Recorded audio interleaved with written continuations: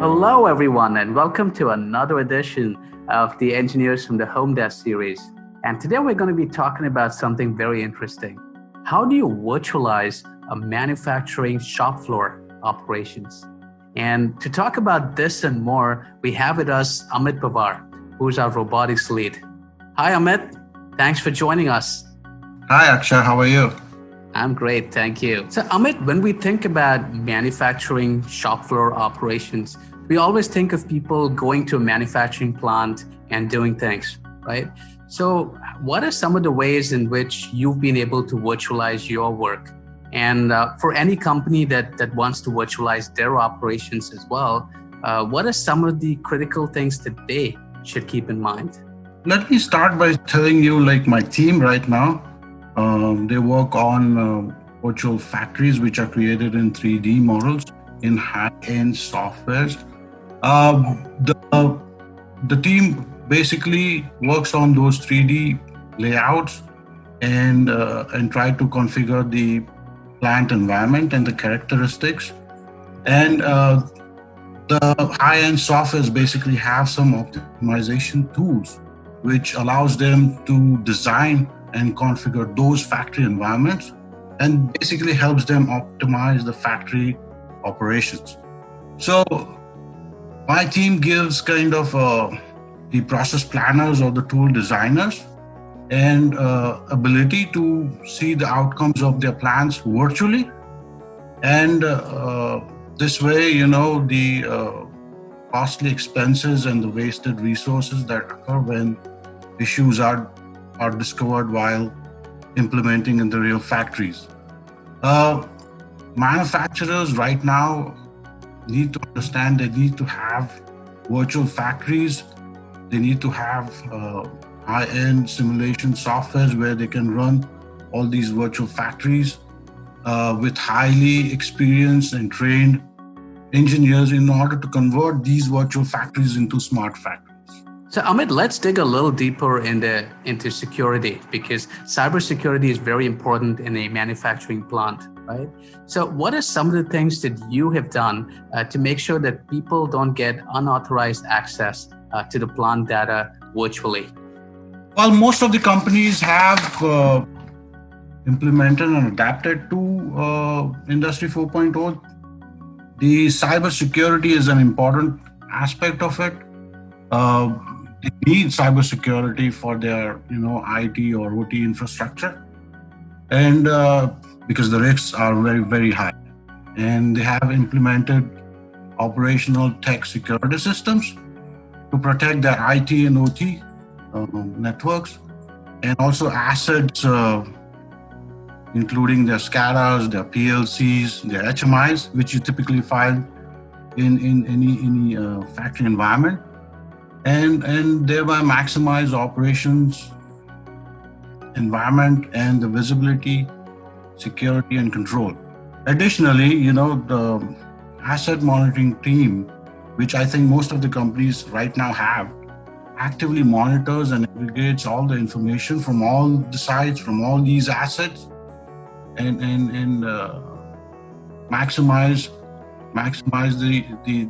minimize actually the threats of this cyber attacks. So Amit, shifting gears a little bit and talking about the challenges. So there are obviously a lot of things that cannot be virtualized in a manufacturing plant, right? So in today's day and age, for example, in your automobile plants as well, there's been a shutdown for a few weeks. So what are the major disruptions to the business flow when engineers are not able to come to the manufacturing shop floor? Honestly, Akshay, there are still processes in any manufacturing companies or industries need humans. For example, in an automotive industry, where my domain is mostly focused on, you still need humans to load, unload car parts, move the material around the factory. And you still need engineers, like I've mentioned, the asset monitoring team. You still need engineers to monitor all these assets and analyze all the information and the reports to make the overall equipment efficiency decisions. So we are still a long way ahead, or we're still far away from having a totally automated. So I mean, that's my answer. You still need humans. And so, Amit, in your opinion, what are some of the technologies that can bridge this gap? So, looking to the future, are there a few technologies you feel that can completely virtualize these operations? That's a very interesting question. I mean, there are two. I mean, you know the answer. There are two big technologies that are coming up right now. It's called AI and artificial intelligence and ML, machine learning. These two technologies will definitely help bridge those challenges. I mean, if you use them together, AI and machine learning, they can be effectively used to comprehend the overall equipment efficiency that I was talking about, understand the reports, and then make the best decision for the optimal use of those assets in any manufacturing environment.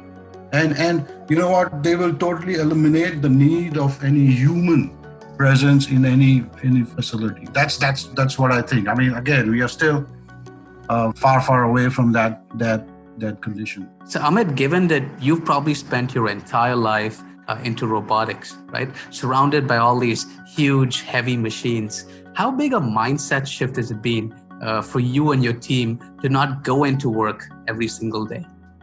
To be honest, I mean, robotics has been a kind of a game changer for the automotive industry.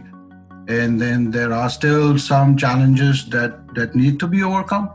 And when you ask about me and my team, there has been a good learning curve and in robotics and adapting to all these changes in the technologies and the information that you get every time.